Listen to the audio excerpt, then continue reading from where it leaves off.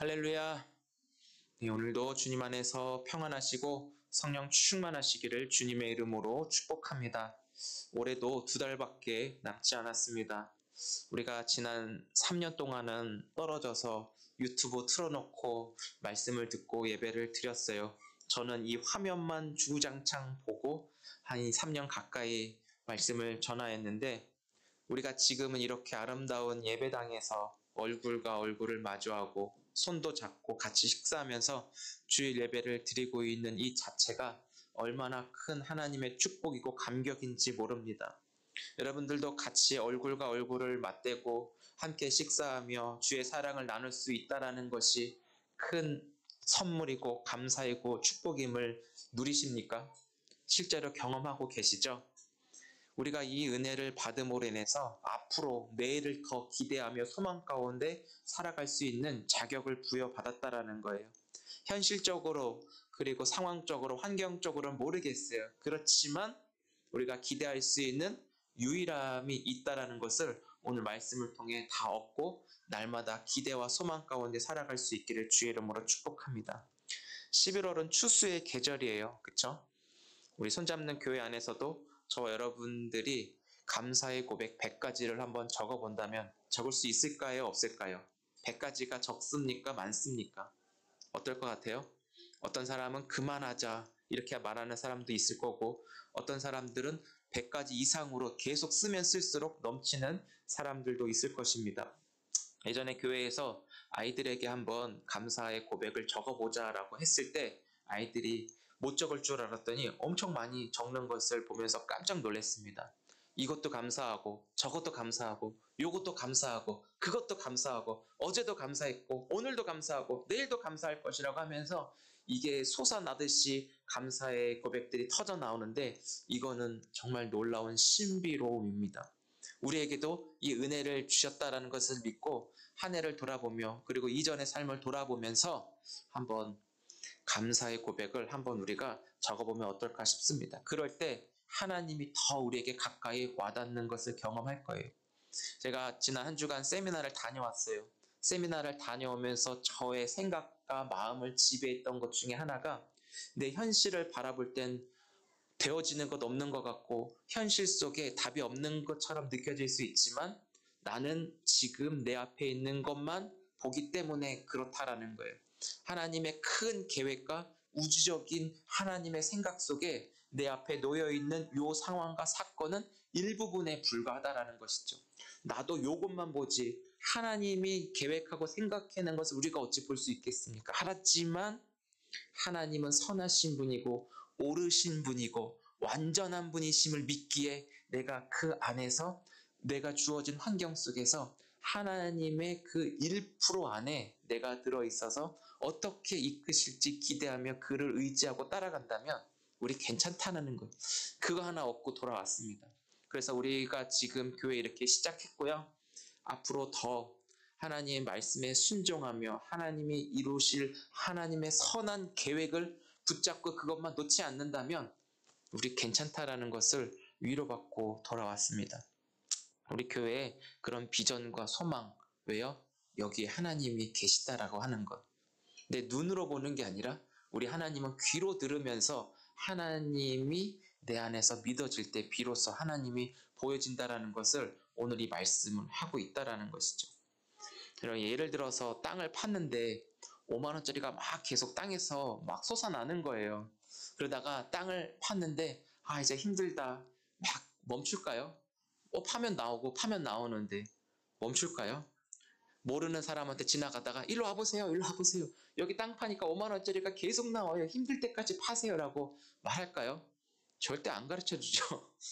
절대 안 가르쳐줘요. 죽기 살기로 옆 사람이 저기 있는 걸 가져가면 배가 아프고 억울하고 화가 나는 것이 인간의 본심이에요.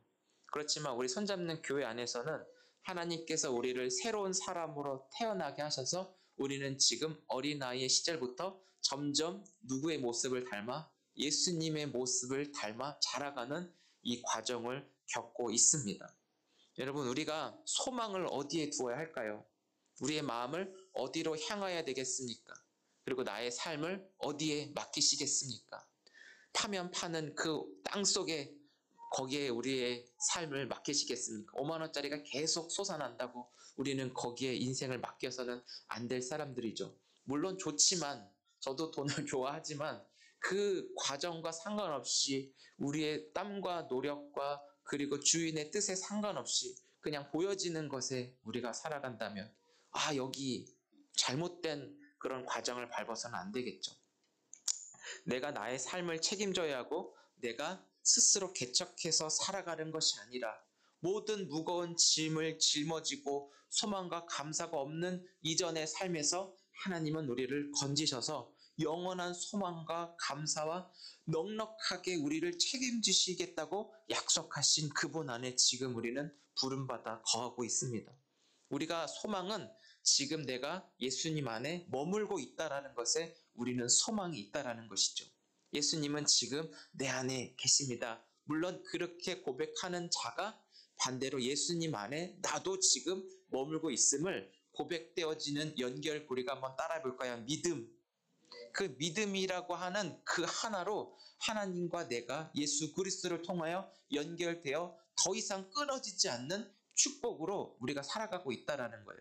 현실과 상황이 바뀌지 않는다 할지라도 우리의 생각하는 정체성과 나의 이 마음가짐은 예수 그리스도를 믿는 그 믿음으로 완전하게 연합되고 결속되어 그 어떤 것으로도 풀리지 않는 축복된 관계로 지금 우리가 있다라는 것을 성경은 말하고 있다라는 것이죠. 사도 바울은 이 로마서 말씀을 기록하면서 로마라는 지역에 바울이 직접 교회를 세우지는 않았어요. 그렇지만 편지라는 형식으로 로마에 세워진 교회에 사도 바울이 빚진 자의 심정으로 기록했다라고 말하고 있습니다. 로마 지역에 편지를 써서 그 내용 자체가 복음이고 기쁨의 소식인데요.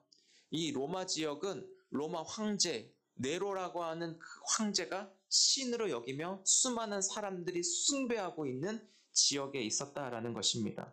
로마에 있는 자들은 로마 그 황제를 신으로 여기면서 하나님과 유일하게 적대 대적한 세력으로 불려지고 있습니다. 그를 향하여 사도 바울은 로마 교인들에게 하나님만이 유일한 신임을 편지하고 하나님만이 유일한 하나님이시고 절대자이고 구원자임을 사람들에게 보게 하였다라는 것이죠. 요즘 저한테 개인적으로 신천지에서 편지, 카톡들이 많이 오고 있습니다. 페이스북, 인스타 이런 곳에 쪽지도 막 날라오고 있어요. 여기 근처에 마테지파라고 하는 곳이 있거든요. 거기에서 정석과 손으로 쓰기를 써서 손잡는 교회, 존경하는 손잡는 교회 당회장 목사님께 하면서 막 이렇게 써가지고 오늘 시대의 요한계시록을 읽어보시고 요한계시록의 때가 가까이 왔으니 하면서 어쩌고저쩌고 막 써요. 제가 그거를 한 번은 봤어요. 두 번, 세 번 오는데 볼까요? 안 볼까요?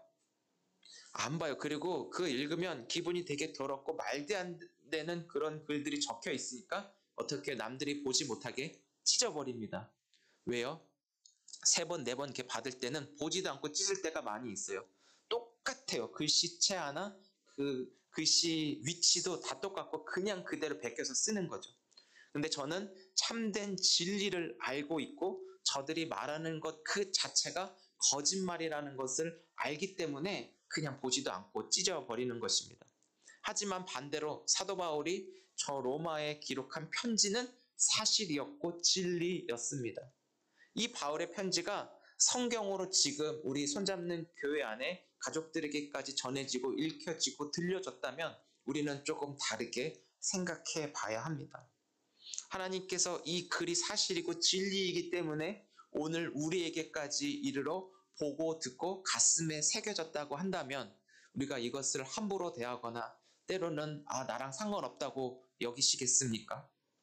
진리가 아니라면 1600년 동안 이 성경이 기록되어졌는데 구약과 신약으로 기록되어졌을 뿐만 아니라 성경이 아니라면 진리가 아니라면 그냥 이것은 하나의 책이고 어떻게 보면 훼손되고 흔적도 남지 않을 수도 있습니다. 그렇지만 이 성경이 하나님의 말씀으로 전 세계 각국에 보급되어졌을 뿐만 아니라 각 나라의 언어들로 번역하는 연구와 노력 끝에 오늘 우리에게까지 보고 들려지게 된 것이라면 여러분 생각을 해봐야 합니다. 이게 그냥 아무것도 아니라면 우리에게까지 이렇게 전해졌을까요? 오늘 우리 손에 붙잡혀 내 눈으로 귀로 이 말씀을 듣는 자리에 오게 하신 하나님의 특별한 사랑으로 오늘 이 말씀을 듣게 된 줄 믿으시기 바랍니다. 사도 바울은 로마에 있는 그 교회에 편지하면서 이렇게 말해요. 8절에 하나님의 말씀이 내게 가까워 내 입에 있고 마음에 있다 이렇게 말을 하고 있는데 이 말씀을 어떻게 해요? 믿음으로 전하였다라고 합니다. 1차적으로는 바울이 로마 교회에 쓴 편지로 예수 그리스도의 기쁜 소식을 전하였지만 오늘 지금 우리에게까지 전해짐으로 말미암아 이 편지로 바울의 편지가 우리의 가슴 속에 새겨지게 하셔서 하나님은 이 말씀으로 지금도 우리에게 하나님의 음성을 듣기를 원하신다라는 것이죠. 그래서 우리는 하나님의 말씀을 듣는 자로 부르심을 받았다라는 것을 기억하시기 바랍니다. 하나님을 보고 믿는 게 아니라 어떻게 해요? 따라해 볼까요? 듣고 믿는 것이다. 하나님은 듣고 믿는 거예요. 절대로 우리가 하나님이 보이면 믿겠다 하는 순간 아무도 없다라는 거예요. 절대 하나님을 보고 믿을 수 없고 하나님을 보면 그 사람은 죽는 거예요. 구약시대에 하나님 앞에 제대로 선 자가 없었고 하나님 앞에 서는 순간 그 사람 그냥 죽어요. 왜? 그 영광의 그 광채 앞에 죄인된 인간이 그 누구도 설 수 없기 때문임을 우리는 기억하시기 바랍니다. 내 주먹을 믿겠다 이런 사람들도 굉장히 많이 있는데 하나님을 보여주면 믿겠다라고 협박하는 사람 저도 몇 번 밖에서 협박을 받았던 것 같아요. 목회자들을 요즘에는 함부로 대하고 협박하고 막 이러지만 순교자가 나타나지 않는 가운데 이런 협박은 영광의 상처이기도 합니다. 이런 사람들에게 하나님을 보여줄 수 있는 유일한 방책이 뭐죠? 이거밖에 없다라는 거예요. 구약시대에 아까 말씀드린 대로 하나님을 마주하는 사람은 다 죽었고 볼 수 없는데 그게 보여지지 않는 게 하나님의 은혜이고 하나님의 배려라는 것을 사람들은 기억하지 못한다라는 거예요. 그래서 막 하나님 앞에 함부로 하나님 까불면 죽어 막 이딴 소리를 하면서 하나님을 함부로 여기지만 하나님은 그것을 다 기억하고 보고 계신다라는 거예요. 그 사람은 죽지 않은 게 감사한 거예요, 진짜. 회심하고 돌이켜야 돼요. 우리는 아까 말씀드린 대로 하나님을 듣는 분으로 먼저 받아들이고 믿어져야 여기서부터 하나님과의 관계가 시작되는 거예요. 성경에 하나님이 어떤 분인지 하나님은 완전하게 기록하지 못했어요. 왜? 인간이 제한적이기 때문에 물론 성령의 감동에 따라 썼다고 해도 하나님의 크심을 다 담을 수 없다라는 것이죠.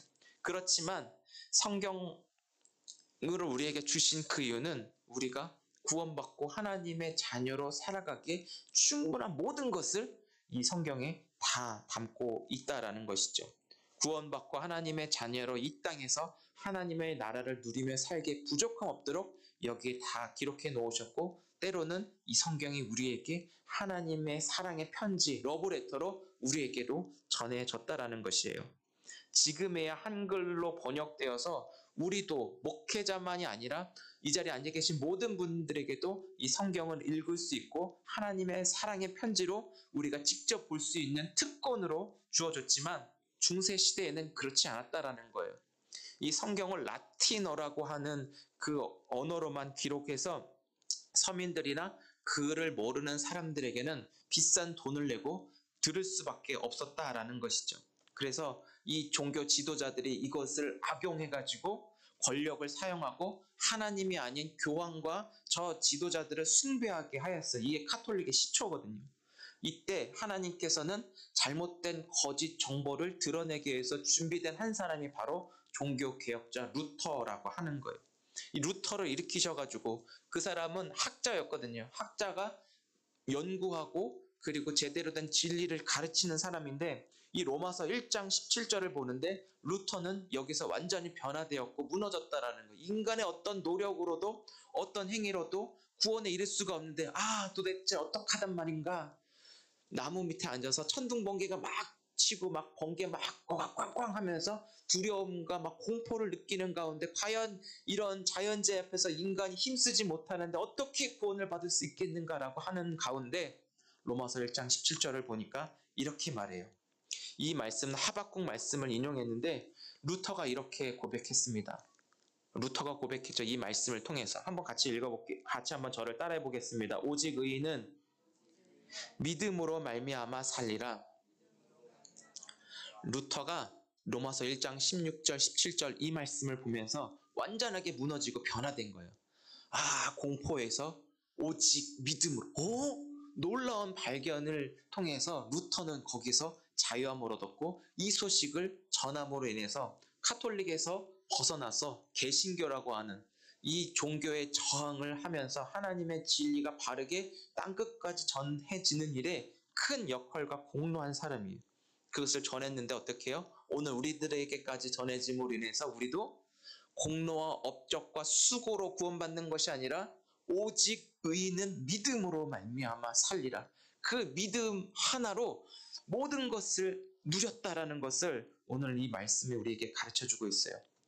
이 천주교에서 그 전에 사람의 행함으로 구원에 이르고 죄의 값은 돈을 지루어서 치불하게 하고 죽음 이후에는 연옥이라고 하는 그 중간 지점에서 천국과 지옥을 오가게 해서 너 좀 잘했네 그러면 지옥에서 천국으로 가고 왔다 갔다 하는 게 아니라는 거예요. 이 거짓 가르침의 노예로 사람들을 몰아넣고 온갖 돈을 다 빼앗아 가는 권력을 행사하는 자들을 향하여 루터가 외친 거죠. 오직 의인은 믿음으로 말미암아 살리라. 이 모든 잘못된 거짓들을 이 말씀으로 다 깨트려 부셨다라는 거예요. 그거 아니야 라고 얘기해.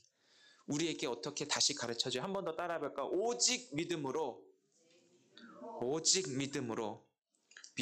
구원받고 하나님과의 관계가 새롭게 회복되어 의인으로 살 수 있다는 것을 이 말씀을 다시 보고 발견하게 하였다라는 것이죠. 믿음 하나로 하나님께서 아들 예수님을 사람의 몸으로 이 땅에 보내셔서 모든 죄값을 십자가에서 치르시고 우리를 대신해 죽으셨다라는 것을 가르쳐요.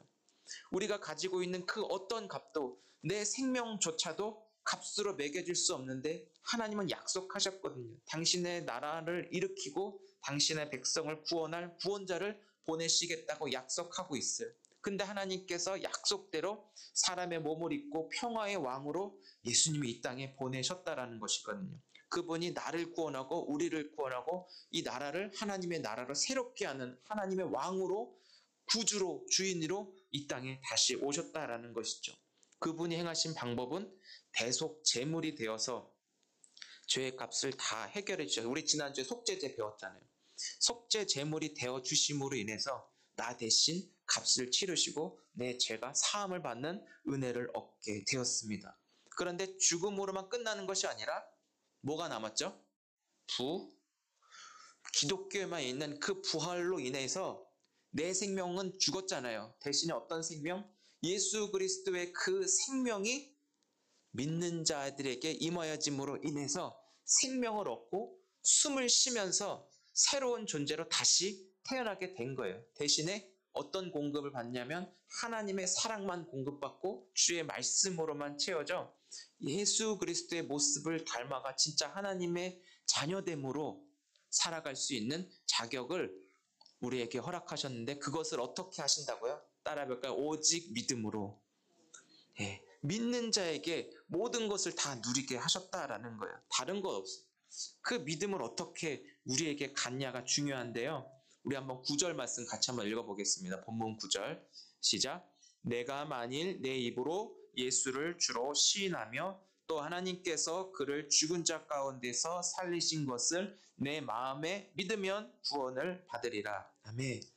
말씀을 들었으니까 듣는 것에서부터 시작이에요. 들어서 이 말씀이 이렇게 흘러내려오죠. 흘러내려와서 내 마음에 이르게 되면 이 마음이 어떻게 해요? 우리의 생각과 행동을 움직이게 하는 게 우리의 마음이거든요. 그 마음의 기능이 이제는 하나님의 말씀에 지배되어져서 우리 안에 그 말씀을 믿도록 살아가는 삶의 원리를 새롭게 하신다는 거예요. 이거는 내 힘으로 내는 게 아니라 하나님의 은혜의 선물로 우리에게 주심으로 인해 우리가 새로운 존재로 다시 태어나게 됨을 약속하고 있습니다. 그래서 마음으로 말씀을 들었으니까 믿음이 선물로 받게 되는 축복을 다 간직할 수 있기를 주의 이름으로 축복합니다. 예수님이 죗값을 치르고 죽음으로 끝났다면 우리의 교회도 없고 지금 저 여러분들의 존재, 생명 자체가 남아있지 않다라는 거예요. 예수님과 함께 죽음으로 값만 치러졌으면 기독교는 그게 아니라는 것을 우리에게 알려주고 있죠. 기독교는 부활의 종교예요.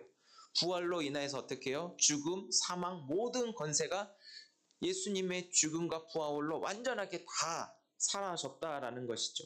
예수님의 부활이 사망과 권세를 이기신 생명의 능력이에요. 그래서 우리가 일요일마다 주일이라고 불려지는 이 일요일마다 예수께서 부활하셔서 생명을 우리에게 주시는 귀한 날로 우리가 이 자리에 나와 예배 드리는 거예요. 일요일은 그냥 월화수목 금토일 그 날이 아니라 부활의 주님이 우리에게 찾아와서 생명을 주신 그 은혜에 기뻐하고 감사하며 그분을 높여드리고 월화수목 금토일도 그 주님과 함께 살아가기에 충분하게 은혜를 채워가는 날이 바로 주일이라는 것이죠. 그래서 부활의 종교, 이 부활의 기쁨도 우리에게 좋은 소식으로 말씀을 통해 채워주셨다는 것을 기억해 주셨으면 좋겠습니다. 왜냐하면 예수님만이 하나님이시고 죽음과 사망 권세를 이기신 유일한 분이 예수님 한 분밖에 없기 때문이에요.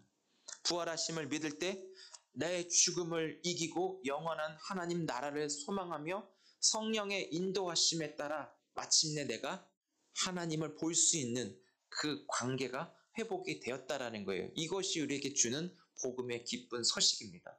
하나님 어디서 봐요? 우리가 이 땅에서도 하나님 나라, 예수 믿음으로 천국을 소유하면서 한 걸음 한 걸음 우리가 저 본향을 향하여 나아가는 나그네 같은 삶을 살고 있잖아요. 근데 죽으면 우리가 예수님을 믿는 그 믿음의 선물을 지닌 자는 그 천국에서 하나님을 얼굴과 얼굴을 마주하여 볼 것이라고 요한계시록은 얘기하고 있어요.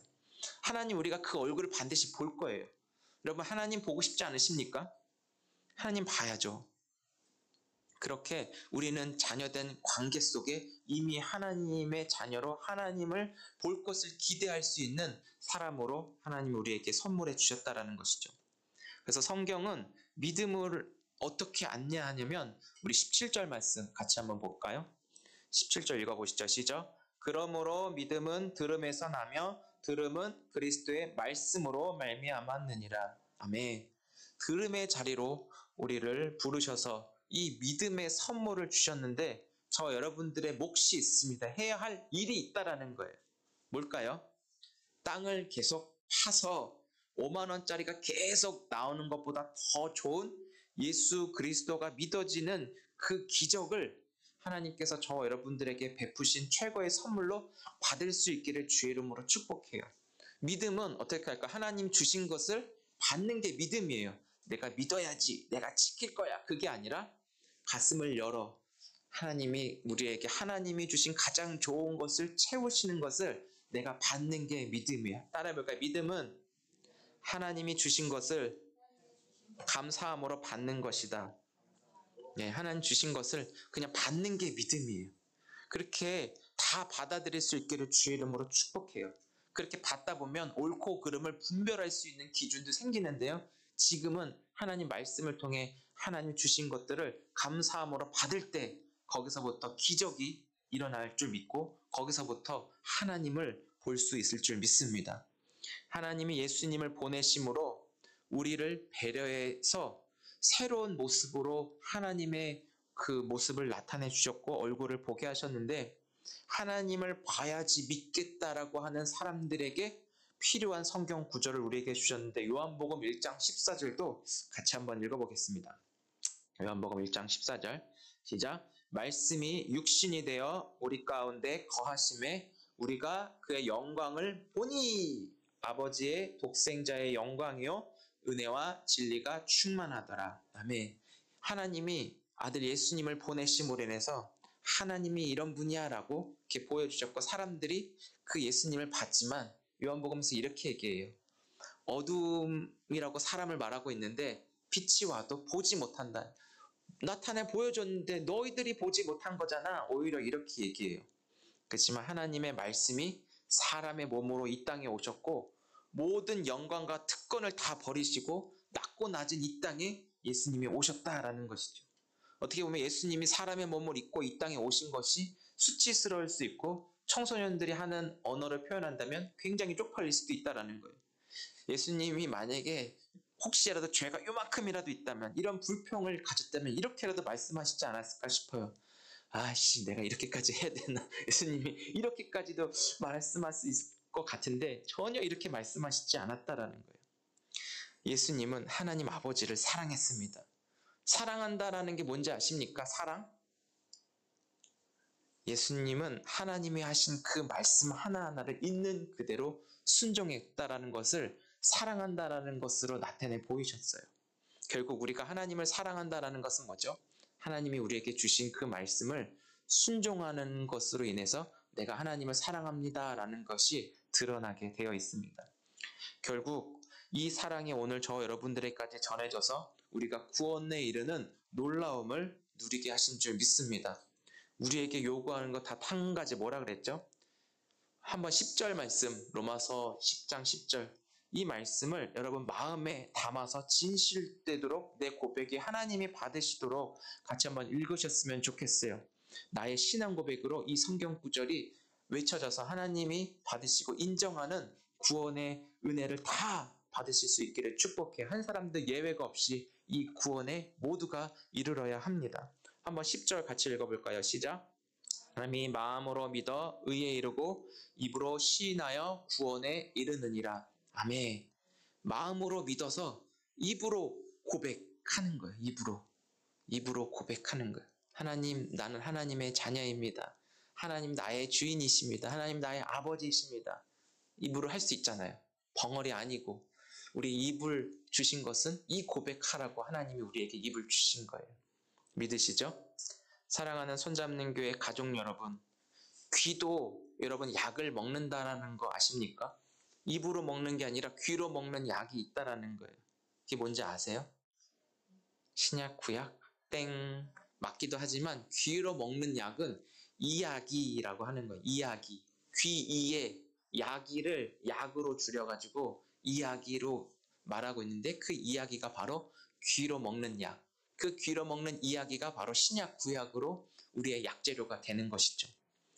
그래서 하나님께서 성경으로 예수님 이야기, 구약, 신약을 우리에게 듣게 하여 마음에 이르게 하도록 손잡는 교회를 세우셨다라는 거예요. 이 자리에 계신 모든 분들이 귀로 약을 드셔가지고 그 약이 마음에 이르렀을 때 예수님의 이름으로 간절히 기도하며 선포하는 것은 당뇨약, 혈압약, 모든 약은 끊어지고 구약, 신약만 맛있게 드시며 평생 하나님 앞에 인도함 받을 수 있기를 주의 이름으로 축복해요. 그렇다고 가서 약 끊으시면 안 되고 진단하고 상태 보시면서 드시면서 서서히 줄어져서 마침내 그 약이 당뇨약, 혈압약, 무슨 약 드세요?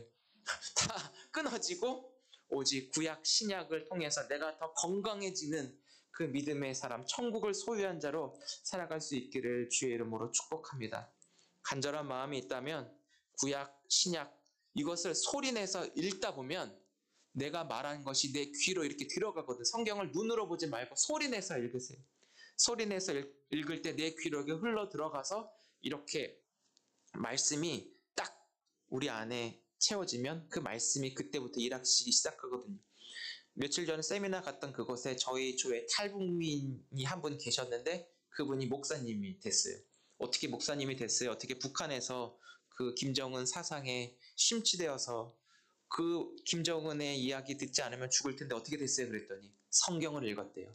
성경을 소리내서 읽고 그 성경으로 하나님을 만나서 목사가 되었고 저 잘못된 사상에 죽어가는 저 탈북 형제들을 하나님의 자녀 생명에 이르게 하기 위해서 본인이 목사가 되었다라는 그런 이야기를 들으면서 하나님의 말씀이 우리에게 기쁨의 소식으로 전해져 마음에 이르게 되면 그때부터 하나님이 일하시기 시작하는 그 놀라운 그런 간증들이 우리 안에도 일어나기를 주의 이름으로 축복합니다. 목사를 의지하고 목사가 어떻게 하는 것이 아니라 스스로가 하나님 말씀을 통해 그 이야기가 하나님 이야기가 우리 안에 흘러 들어왔을 때 여러분 속의 삶의 자리에 역으로 하나님 이야기를 여러분과 저의 삶에 쓰여질 수 있었으면 좋겠습니다. 그래서 하나님 자녀의 특별 관리를 날마다 받으며 감사와 소망으로 내일을 기대하고 염려, 근심, 걱정은 누가 주는 거다? 사단 마귀가 우리에게 심어줘서 염려, 근심, 걱정을 우리 안에 늘 간직하게 하는 거예요. 그러나 날마다 하나님 이야기를 매일같이 드셔서 그 말씀이 사도 바울에게 주는 편지처럼 우리 안에 이르게 하여, 복음이 마음에 이르게 하는 교회처럼 이르게 하여 그 말씀이 우리의 삶을 새롭게 기록하고 그 속에서 어둠을 몰아내는 자녀의 권세를 지닐 수 있기를 주의 이름으로 축복하고요. 그 사랑이 이 땅을 살아가기에 저 여러분에게 필요한 모든 최고의 선물을 받고 돌아갈 수 있기를 축복합니다. 유대인이나 이방인이나 차별이 없대요. 오직 예수님만 마음으로 믿고 입으로 고백하는 것, 이게 가장 중요하다라는 거예요. 입으로 고백하는 데까지 이르는 신앙이 있기를 축복합니다. 한번 화면 넘겨주시고 이거는 좀 저와 여러분들이 입을 열어서 같이 좀 고백했으면 좋겠습니다. 같이 한번 볼까요? 시작. 나는 예수님을 믿습니다. 예수님이 나의 구주이시고 나의 주님이십니다. 내 죄를 십자가에서 해결하셨고 부활 생명으로 선물하신 하나님의 사랑을 믿습니다. 아멘. 이 믿음을 가진 자는 하나님의 자녀로 고속 승진된 거예요. 천사들도 믿음을 가진 저와 여러분들을 천사들도 부러워하고 있다라는 거예요. 나는 저렇게까지 갈 수가 없는데. 우리가 오히려 천사들을 부러워하는 것 같지만 천사들이 이런 믿음을 가진 자들을 흠모하고 바라보고 부러워하고 때로는 시기할 수도 있다라는 것이죠. 여러분, 우리가 이 믿음을 가지고 하나님의 사랑을 이미 가지고 지닌 사람이라는 것을 꼭 기억할 수 있었으면 좋겠습니다. 이 놀라운 소식이 여러분과 제 귀에 들려져서 비로소 마음에 기쁜 소식으로 들려지고 구원의 감격으로 날마다 삶이 새로워지는 저와 여러분 될 수 있기를 축복합니다. 한 주간 이 선물 받아서 실제적인 그 감격을 누리면서 다음 주에 여러분들의 입술을 통해 이 고백이 나를 이렇게 변화시켰어요. 날 이렇게 하나님이 이끌어 가셨어요. 이런 여러분의 간증과 고백들도 나누고 저도 한번 들어볼 수 있는 그날이 속히 오기를 기대하며 기도해 보겠습니다.